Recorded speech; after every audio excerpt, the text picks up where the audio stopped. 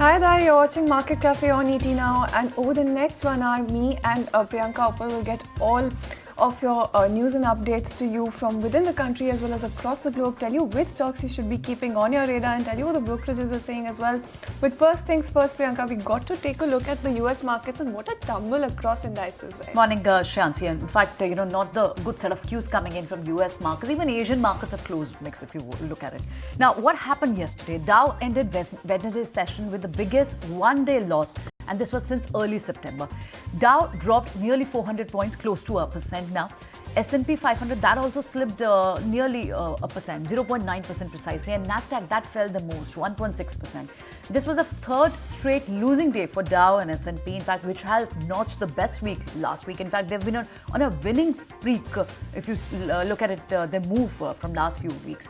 Now, this was a third consecutive day of losses for Dow and S&P. The way we started, the Indian market started on a soft note. Similar thing happened in US also. Now, 9 of the 11 sectors that has ended Wednesday's session on lower note. In fact, the main sentiment, and of course, the main sentiment which was hurt was in the space of consumer discretionary. That was the biggest laggard, that fell nearly 1.8%. On the other hand, real estate space, that gained, and similar kind of story is happening in India also if you look at it. In fact, this one was the best performer so far. Because of, whenever there is a slump or there is a pressure on the equities, treasury yield, that actually runs opposite in the direction. 10-year treasury yield, that has been marching higher this week. Now, they've topped 4.25% yesterday. This was the high of the session, was 4.6% precisely, and this move came since we remember that the 10-year yield soared nearly 12 basis points on Monday, and that broke above 4.2%. Now, of course, the run-up in yield, that will always keep the stocks under the pressure, and clearly indications are, because the traders have this fear that the interest rate could prolong on a higher note, and that's what is the fear which is creeping on the market. And dollar index, of course, that is again rising. On Wednesday, we saw that it was at the highest level since late July. Well, absolutely. But with that, let's also take a quick look at what crude and gold did. Firstly, when you take a look at oil prices, edged higher, recouping some of the more than 1% losses from the previous session as well, after US crude inventories rose much more than estimated. So firstly, let's take a look at Brent then, because you see an uptick of about 44 cents or just about 0.6% coming in.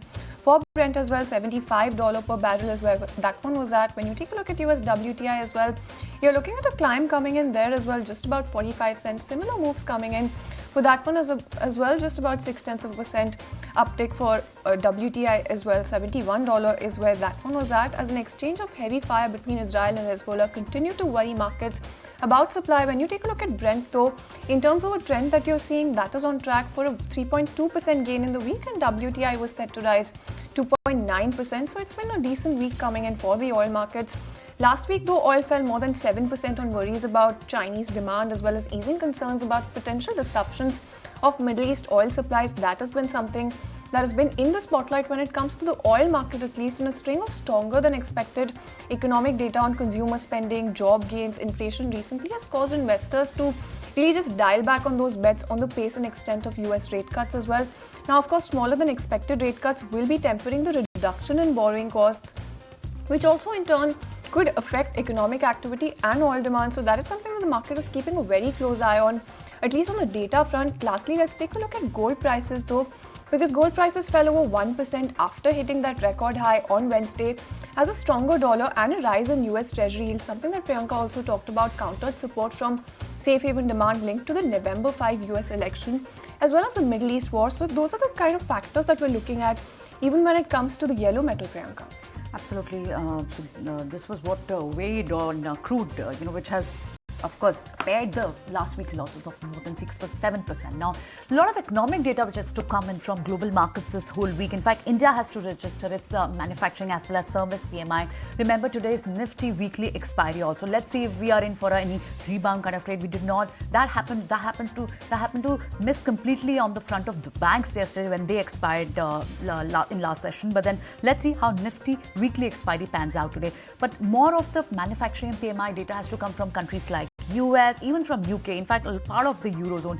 We've just seen how South Korea, that has just escaped the technical recession. So their economic data, the GDP came in strong. But then we have to see more cues coming in from US market in terms of even jobless claim. That actually represents the state of economy, the health of the economy, and hence traders are fearful that, there would not be much of aggressive rate cuts. But then on the earning front, let's not forget even US. We just forgot to mark earlier that, Tesla, the kind of move we saw yesterday's share jumped nearly 9% post that electric vehicle reported third quarter, and that was 72% of the beat coming in as per analyst expectation.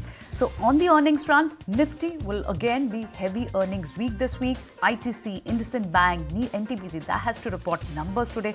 And of course, on the corporate action side, we have GMR on the watch list because Airport Infra Board to mull fundraising there. Well, absolutely. Lots to watch out for. But with that, let's also take a closer look at what the Fed's Beige Book survey then had to say, because economic activity was flat in most parts of the country is what it indicated. Now, this is since early September, and more than half of the central bank's 12 districts reported slight or modest growth in employment, while most districts also said prices rose at a slight or modest pace coming in. The report also suggests that the economy continues to be slow despite upside surprises in official statistics when it comes to employment, consumer prices, as well as retail sales in September. Now, the Beige Book had around 15 references to the November elections as a source of uncertainty or a factor that was causing consumers and firms to delay investing, hiring, as well as purchasing decisions. Okay, and then a blowout quarter for EV maker Tesla, especially that it notched its most profitable results in more than a year. Quarter 3 largely buoyed by Cybertruck sales that was turning out profitable for the first time. Over the earnings call, company chief Elon Musk, he mentioned that he aims to make Tesla the most valuable company in the world, starting with the 20 to 30% delivery growth next year. The shares of the car maker jumped 12% in after-hours trade yesterday. All right, moving on then, let's take a look at IBM. Though the hardware, software and consulting provider fell short of Wall Street's revenue expectations for the third quarter, the company posted an overall revenue growth of 1.5% on a year-on-year basis. And the company also reported a net loss of $330 million versus income of $1.7 billion same time last year. Going forward, though they reiterated target of over $12 billion in 2024 free cash flow, having brought in $6.59 billion for the first 9 months of the year as well.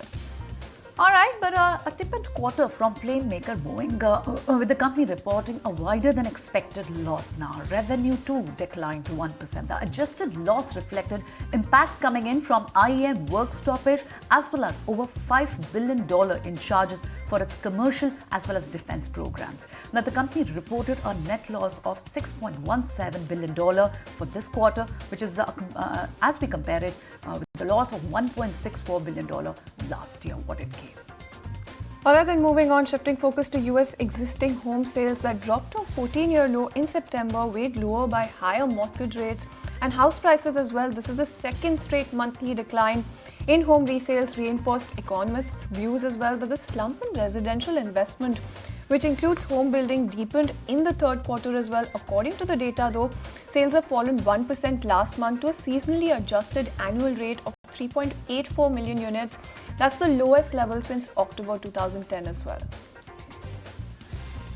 All right, and in the meantime, in fact, after almost 5 years, Prime Minister Narendra Modi and Chinese President Xi Jinping that met in Russia for the first bilateral meeting since 2000 year. Now, PM Modi mentioned that both sides focused on peace as well as stability along the border, and that stable relations will also contribute to a multipolar Asia as well as a multipolar world. President Xi Jinping, he mentioned that it's important for both sides to contribute to promoting multipolarization and democracy in international relations. Ties between India and China had taken a severe hit since the military standoff in Ladakh in year 2020. Now, the hope now is that the de-escalation of the border tensions between India and China may speed up business as well as the trade relations, especially Chinese investments into India, which face roadblocks due to the border face-off between the two countries. Let's get you an excerpt of the address after the bilateral meeting from PM Modi. Bharat और चीन के संबंधों का महत्व केवल हमारे लोगों के लिए ही नहीं, लेकिन वैश्विक शांति, स्थिरता और प्रगति के लिए भी हमारे संबंध बहुत अहम है। एक्सेलेंसी, सीमा पार पिछले 4 वर्षों में उत्पन्न हुए मुद्दों पर बनी सहमति का हम स्वागत करते हैं। सीमा पर शांति और स्थिरता बनाए रखना हमारी प्राथमिकता रहनी चाहिए। म्यूचुअल ट्रस्ट, म्यूचुअल रिस्पेक्ट और म्यूचुअल सेंसिटिविटी हमारे संबंधों का आधार बने रहना चाहिए। We are both at a crucial phase in our respective modernization endeavors. It best serves the fundamental interests of our two countries and two peoples, for both sides to keep to the trend of history and the right direction of our bilateral relations. It's important for both sides to have more communication and cooperation, properly handle our differences and disagreements, and to facilitate each other's pursuit of development aspirations. Alright, and in the press briefing, Foreign Secretary Vikram Sikri also said that both India and China welcomed LAC agreement. He also said that this relationship will help in bringing regional as well as global peace. Let's go across and listen into what else he then had to say. This meeting happened, as you are all aware, close on the heels of the disengagement and patrolling agreement and the resolution of issues that had arisen in the India-China border areas in 2020. Naturally, the two leaders welcomed the agreement reached between the two sides. Through sustained dialogue, we hope to schedule the next round of the SR's talks at an appropriate date. They were of the view that stable bilateral relations between India and China, the two largest nations on earth, will have a positive impact on regional and global peace and prosperity. No, but what changes will it bring with China and India coming together in global geopolitics? What could be the influencing factors? We spoke to Meera Shankar, who's the former Indian ambassador to US and Germany as well. And this is what we got. Listen. As far as China is concerned, I think the, investments and other aspects, economic aspects of the relationship, there will only be a gradual opening. Right now, what we see from Prime Minister Modi's meeting with President Xi is that they have agreed to resume communications at a political level. So there will be dialogues at the national security advisors level because he's the special representative on the border, and there'll be dialogues at the foreign ministers level, apart from ongoing contacts at the military and official diplomatic levels. Alright, and there you go. That's the word coming in from Meera Shankar as well. But time for a very quick breather on the show. When we come back, we'll take a look at how the Asian markets are faring, so don't go anywhere. Welcome back. Thank you so much for staying tuned in. Well, as promised, let's take a look at the Asian markets then, and let's take a look at the handover that we have coming in, at least from Asia, because, of course, you do have US stocks that dropped overnight, like we've discussed, with the Dow Jones Industrial Average posting its worst day in more than a month. And against that backdrop, when you take a look at, firstly, let's take a look at Kospi, because that's the one that is down right now. It's deepened some of those losses after that GDP announcement. Now in Asia, South Korea narrowly avoided a technical recession with its third quarter GDP growing 0.1% quarter-on-a-quarter basis is what you're looking at, following a 0.2% contraction in the second quarter as well. So when you take a look at South Korea's Kospi on your screen, 0.6% downtick coming in for that one. A darker shade of red coming in after that GDP announcement as well. Let's also take a look at Nikkei as well, because that's the one that was tumbling in early trade. Currently, it's reversed some of those losses and trading with gains of just about 0.3% is where Nikkei is at. Let's also take a quick look at ASX 200, see what that one is doing, because that's the one that started the day in the red as well, has also reversed some of those losses, trading in the green with gains of just about 0.1% coming in that one as well. Shanghai as well as Hang Seng, let's take a look at what those two indices are doing. 1.2% thereabout downtick coming in for Hang Seng, and when you take a look at Shanghai as well, 0.8% decline and a shade of red coming in for Shanghai as well. That's the kind of handover that you have. So it's a mixed bag largely, but tilted in the favor of declines at this point, with the Nikkei just sort of holding up strong and the rest of the indices taking it a little easy in trade, barring ASX 200 as well. So that's the kind of handover that you have on your hands when it comes to Asia. Back home, of course, we shut shop around the 24,430 levels. And currently what is being penciled in terms of the Nifty implied is a rather tempered start, especially with this kind of handover. A muted start is what we could be penciling in at this point, Priyanka.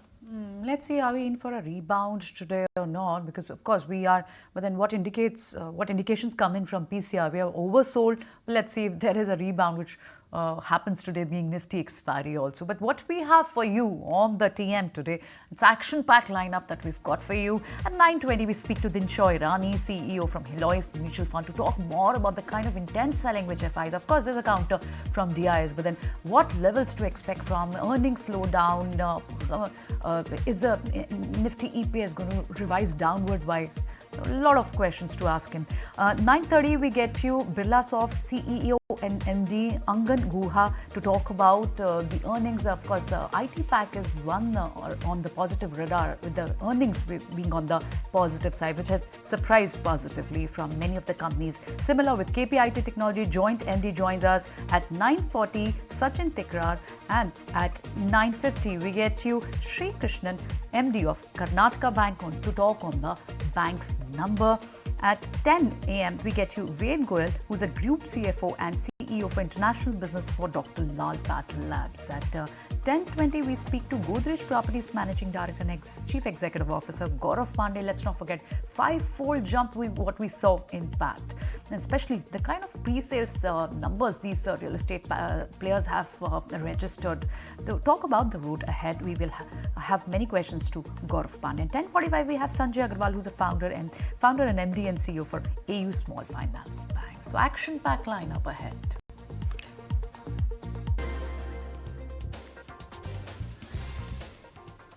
Welcome back. You're watching Market Cafe on ET Now. Let's get you more stories which are stock specific now. Swiggy hiked its platform fee from ₹6 per order to ₹10 after competitor Zomato.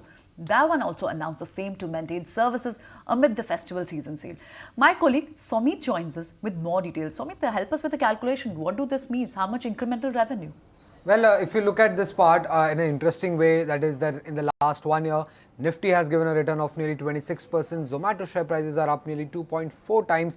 But this platform fee charged by Zomato and Swiggy, that is up nearly 5x in the last 1 year. Now, this platform fee was first introduced by Zomato back in August 2023, when they started charging around ₹2 on every order as a platform fee. Now, this was hiked by another ₹1 till in October 2023. And in the start of this year, this calendar year, that is 2024, the platform fee was hiked to around ₹4 odd.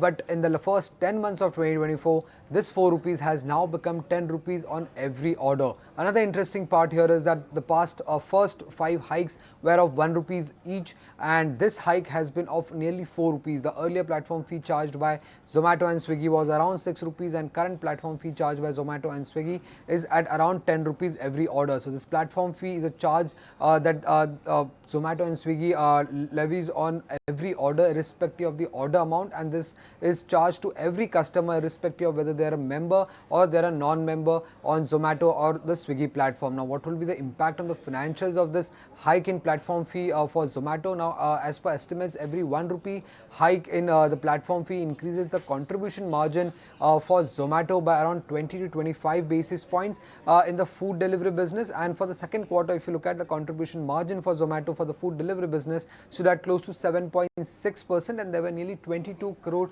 orders that were placed in the second quarter. So if the number of orders also go up, then the contribution margin could also further increase for Zomato going forward. Now, Morgan Stanley came out with a note and they are saying that this platform fee acts as a monetization lever. However, the net impact of this should be seen in context with the fact that the company is also offering multiple discounts, and also discounts that they are offering when it comes to membership renewal. So the proportion or the delivery fee collected, or the net proportion that the company has been collecting from customers has still been lower. So this increase in platform fee should be seen as a positive signal, and this will further support the thesis that there could be sustained improvement in the profitability business, in the food delivery business profit going forward, as per Morgan Stanley. Thanks, Amit, for that update coming in. So be ready to shell out more money when it comes to your orders from Zomato as well as Swiggy now. But moving on, then the RBI MPC minutes have been released, and the Governor Shaktikanta Das has said that the Indian economy presents a picture of stability as well as strength and conditions appropriate to change stance to neutral as well. Ankur Mishra is standing by with all of those important details. Ankur, tell us a little more about this then. Yes, MPC minutes are out, and Reserve Bank of India Governor Shaktikanta Das has maintained that the picture of India remains strong with the stability as well as strength on Indian economy front, and he also says that balance between inflation and growth is well poised at this juncture. Therefore, it is the right time for changing the stance from withdrawal of accommodation to neutral. The newly inducted member Nagesh Kumar has said that Indian industry is clearly suffering from demand deficit both in domestic and external front, but he has voted for rate cut. The sole member who has actually called out for rate cut at this policy only of 25 basis point, because he believes that will revive the demand and also help boosting the private investments, which he believes is lacking currently. Similarly, the other external members like Saugata Bhattacharya has also mentioned that the battle with inflation is far from over. Echoing the same sentiment, Ram Singh mentions that adverse weather conditions remains a risk to inflation, and RBI Deputy Governor Michael Patra has mentioned that a gradual wait and watch approach is what is required currently at this juncture, because overall business expectations for the last quarter of the current financial year and the next financial year remains quite optimistic. Similarly, Executive Director of Reserve Bank of India Rajiv Ranjan has mentioned that till now monetary policy has worked well, but going ahead there is also now greater confidence on inflation aligning with the target, but there are obvious villains in this party, which are external factors as well as the weather events which are out of hands of Reserve Bank of India. Thanks very much, Ankur. So, unanimous voice coming in which paints a stable and a strong picture of the economy. Thanks very much, Ankur. Moving on, Sebi chairperson Madhuri Puri Butch is likely to appear before the Parliament's Public Accounts Committee today after she was denied an exemption from appearing by PAC. Now, ET Now Sumit Chaturvedi is here with more details on this. Sumit. Sebi chairperson is all set to appear before the Public Account Committee of Parliament. This after her request for exemption was denied by PAC headed by Congress leader K.C. Venugopal. Well, the line of questioning may be on functioning of the regulator, but there may be fireworks looking at the recent allegations leveled against Sebi chairperson and her husband. Also, employees had written against the Sebi chairperson and working culture of regulator, stock market regulator Sebi as well. Well, sources say BJP has issued a whip to its members to be present, and they can oppose the line of questioning that may be done by the PAC. Well, overall, if we look at the issue, well, the issue has been a political one. After the summons were issued to Sebi chairperson, BJP opposed the move and even had written to Lok Sabha Speaker. However, it appears like the issue has gone in favor of a PAC, Public Accounts Committee, that has not granted any exemption to Sebi chairperson before appearance. That's why it's very likely that Sebi chairperson is going to appear before PAC and face the questions that may be ranging from the recent allegations, the functioning of regulator, or even the employee problems or employee complaints against Sebi chairperson and Sebi functioning. All right, thanks Sumit for that update coming in. So keep an eye on that meeting in front of the Public Accounts Committee as well. But moving on then, as the Reserve Bank of India has acted on microfinance lenders due to exorbitant rates being one of the major concerns, lenders have also come into action. In fact, ET now learns that lenders are discussing plans of action and may also be reassessing interest rates for customers. Anjali Palod is standing by with more details. Anjali, tell us a little more about what lenders have in mind. The self-regulatory organization for microfinance institutions, Sadhan, is looking to reassess at the interest rates being charged by its members to borrowers after the RBI took action against 4 NBFCs for charging very high interest rates. The SRO body Sadhan has called for capping the return on assets at 3 to 4%, saying that this would ensure that profitability for microfinance institutions does not compromise on the customers' welfare. This move comes after there have been various concerns raised over high interest rates being charged and lending margins of microfinance institutions exceeding the limit. The RBI recently asked two microfinance institutions, Asirvad Microfinance and Rohan Financial Services, to cease and desist disbursing more loans. However, the SRO also said that for smaller microfinance institutions, the cost of funds are much higher and there is less availability of liquidity from banks, which is leading to a very high cost of borrowing, which in turn has led them to increase the interest rates. The SRO body is currently re-looking at the interest rates being charged and will chart out a plan of action soon. All right, thanks very much, Anjali. So, some of the comments coming on microfinance institution, the kind of crackdown the regulator had in the past days. Moving on, Salesforce that's had a strategic collaboration with Tata Consumer to drive its digital transformation journey. My colleague Asa Chopra, she caught up with the Sunil D'Souza, who's the MD and CEO for Tata Consumer, and Salesforce CEO Arundhati Bhattacharya also joined in the conversation. Let's understand more on this strategic deal from this special conversation. Last year we delivered 5+, this year we'll deliver 5+, we are on track. How Mavic helps us is when the salesman enters an outlet, if the outlet has not ordered the new product, it flashes up, reminds the salesman and prods him to, or him or her, to make sure that they sell it to that outlet. On specifically the question on ready to drink beverages, overall remember Tata Gluco Plus is probably around 2 to 3% of my sales. It's not significant enough. But there's one thing that I do believe across categories, market share is more important than margin, because margin I can build back. If I lose market share, it is much more expensive with much more effort to get it back. So as competition has moved around on pricing, we have reacted to that. Well, that was very clear cut. Also, we have got you during the festive season around the corner.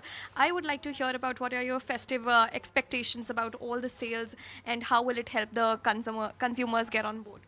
All I can tell you is this year is slightly different to the others because the end of the Shraddh season coincided with the quarter close last quarter, and all the festivals are bunched into this month in the month of October. So we are seeing an uptick this month.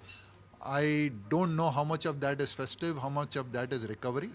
I would wait to watch for a couple of months more before saying that we are out of the woods. We are actually currently in the third wave of what is called, autonomous agents.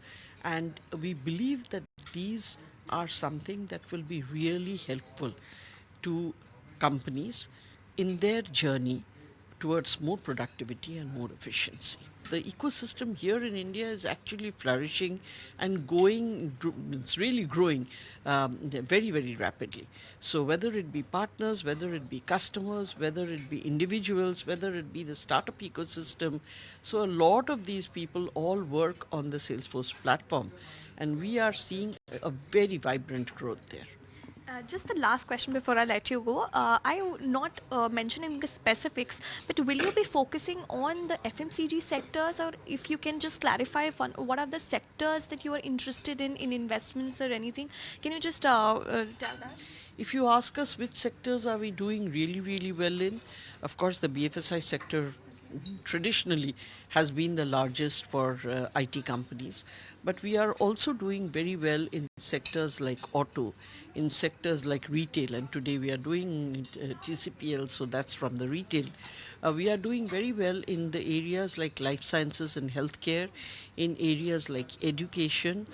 So there are numerous sectors where we are actually, bringing in newer customers and seeing a lot of use cases. All right, there you go. So that's the word coming in from the top bosses at TCPL as well as Salesforce India. Moving on, then Vari Energy's IPO closed yesterday with a total subscription of over 76 times. In fact, the company also saw the highest number of applications ever. 97 lakh applicants is what we saw coming in for Vari Energies as well. But Riya Bhatia is standing by with more details on what is going to be the newest kid on the block then. Yes, so the IPO of Vari Energies Limited has received a record-breaking response from investors. They've received the highest ever number of applications received for any IPO at the upper end of the price band for a net public issue size of Rs 4,321 crores, and this is excluding the anchor investor portion of Rs 1,276.93 crores. The overall subscription, if you look at the data, they've been subscribed 76.34 times overall, and they've attracted a subscription of over Rs 2.41 lakh crores. The QIB portion has been subscribed 208 times. The HNI portion has been subscribed 62 times. Even the retail portion has seen a subscription of over 10.7 times, and the employee portion has also received a subscription of 5.1 times. So very strong subscription numbers overall. And with this, Vari Energies Limited has broken the records set by Bajaj Housing Finance, Tata Technologies, and even LIC to become the company that has received the highest number of applications in history of 97.34 lakh applicants. So with these strong subscription numbers, we're definitely going to be watching out for the listing on the 28th of October. Would be much watched listing now. Thanks very much, Riya. Massive frenzy what we saw for Vari. Imagine they wanted to raise funds nearly 4,300 crore, but they've got bids more than that, 2.43 lakh crore. Amazing response. So let's see how the listing day pans out. But then with this, we stay for a short break here. When we come back, we'll get you the buzzing stocks, brokerage notes, a lot of action. Don't go anywhere.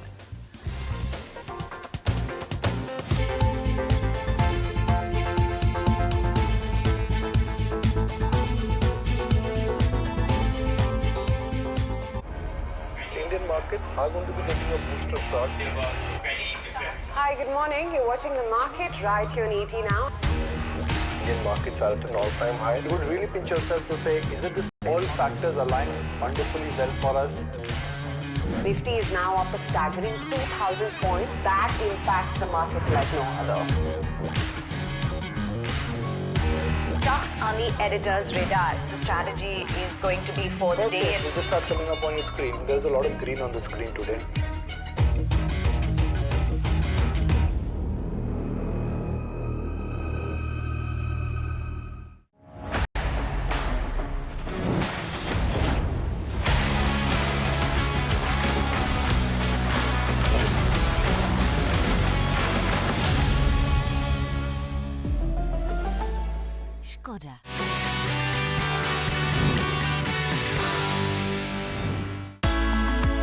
While the government has played a pivotal role in India's growth story, corporate houses too have been an integral part of this growth.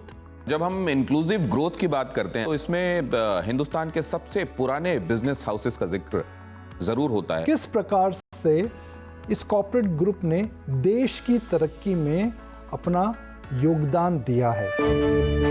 We are talking about the Aditya Birla Group that has been working towards nation building since its inception. The first Indian company that ventured beyond our borders was the Aditya Birla Group, with the venture, the Indo-Thai Rayon in 1969. But back in 2007, Aditya Birla Group's subsidiary, that's Hindalco, they ventured into a $6 billion acquisition of Novelis. In fact, the acquisition positioned the Aditya Birla Group as one of the world's largest producer of aluminum rolled products. Being a force for good is Aditya Birla Group's commitment to India and its commitment to being a constant support in the nation's growth.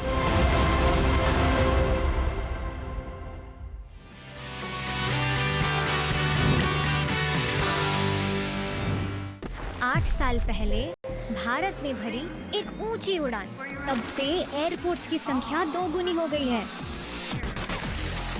Darbhanga, Hubli, Belagavi, Kishangarh जैसे tier 2, tier 3 शहरों में तरक्की के द्वार खुले हैं। Cab, hotel, ढाबे वालों से लेकर लोकल प्रोडक्ट्स को देश भर से नए कस्टमर्स मिल रहे हैं। आज हिमालय के पहाड़ों से लेकर लक्षद्वीप तक को नई एयर कनेक्टिविटी मिली है। खजुराहो, देवघर, अमृतसर, अयोध्या, अजमेर, तेजू तक श्रद्धालु प्लेन से जाने लगे हैं। उड़ान के बेमिसाल 8 साल। लंच हो रहा है, हाँ? सर लीजिए ना। करेला। तुम क्या लाए हो? सर करेला। करेला? Looks amazing. Delicious. Borosil glass lunch boxes, खाने को बनाए खास।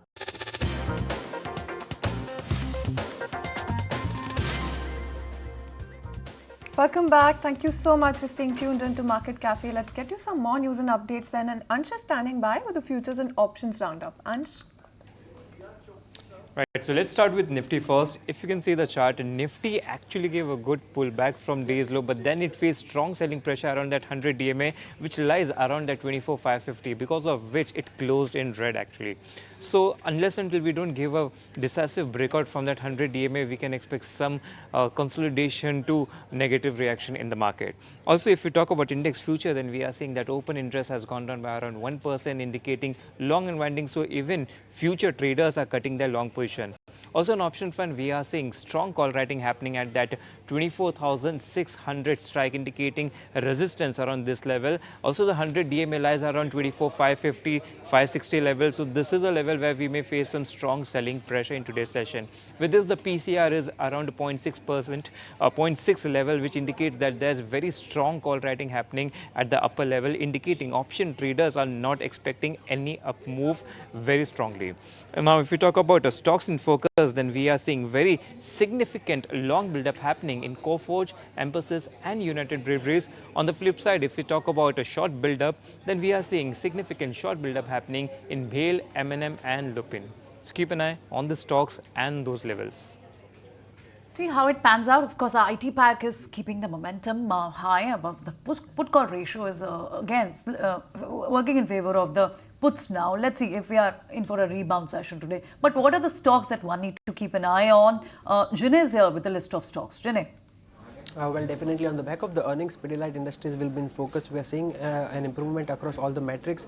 Net sales up 4%, PAT up 19%, and the margins have also improved by 2% year-on-year basis. Moving on to AU Small Finance, if you look at net interest income, then it has soared about 54%, whereas the PAT has jumped 42% year-on-year basis. But if you look at the NNPA's non-performing assets, that's where the both of the metrics have underperformed. So that's something where we'll see action. Piramal Pharma again. Revenue seeing a jump of 17%, EBITDA also good 28% jump, whereas the PAT has grown from 5 crores to 23 crores, so that's a big jump on profit after tax. Moving on to other news, RITES will be in focus as company partners with NMDC to collaborate for rail and connectivity works and other projects. Also, NLC India has signed a JV with RVUNL. They will be setting up 3 125 megawatts thermal power stations and developing mines together. Moving on, KEC International on the back of order wins, now the company has got orders worth 1,142 crores for various segments such as T&D, railways and cables. And lastly, on back of board meetings, 28th of October, Skipper board will be meeting for fundraising, as well as the Kalpatru projects board will be meeting for fundraising as well. Thanks, Jinay, for that roundup coming in. So those are the stocks that you should keep an eye on when it comes to the news flow. But let's also take a look at the stocks that make it to brokerage radar. Then firstly, let's take a look at Bajaj Auto, because in terms of what BofA is saying, then they're maintaining a buy on the counter. They're slashing the target price to 13,000 rupees from 14,000 rupees as well for Bajaj Auto. And they're also talking about how there's multiple levers of growth coming in for the company, and that are the levers that are positioning the company well at this point. At least as far as Bajaj Auto is concerned, exports are taking over at the right time as well.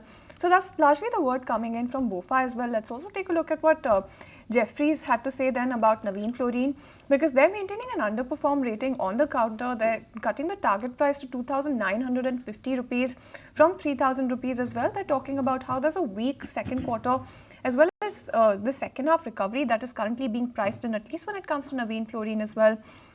When you take a look at what else they had to say, that slashing the financial year 25-26 profit after tax target to 9% or 8% in terms of softer specialty chemical growth as well, that's largely the verdict coming in. And in terms of the risk reward ratio, they're talking about how for Navin Fluorine that is unfavorable at this point. So that's largely the verdict as far as Navin Fluorine is concerned, and what Jefferies then had to say. But let's also take a look at Coforge, because JP Morgan did come out with a note on that one. They're maintaining an overweight rating on the counter, hiking the target price to 9,600 rupees from 9,300 rupees as well.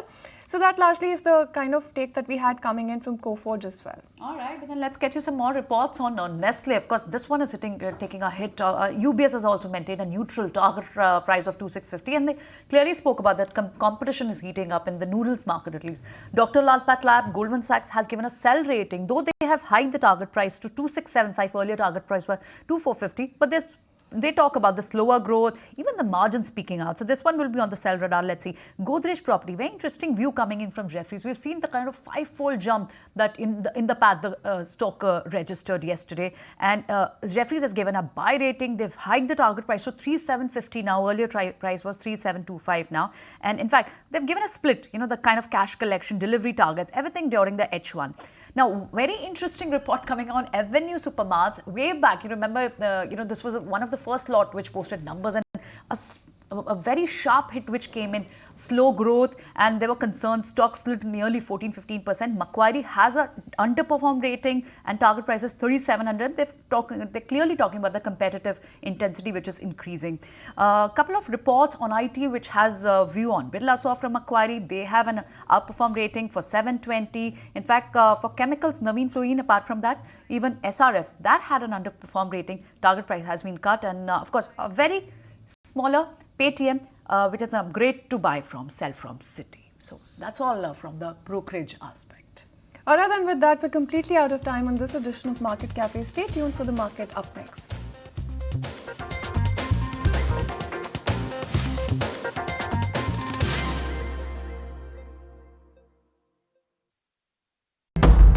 There comes a time when your heart calls for you to arise. Plant your feet solid into the ground. Decide your own limits, and then break right through them. Become something more. It's my time to rise.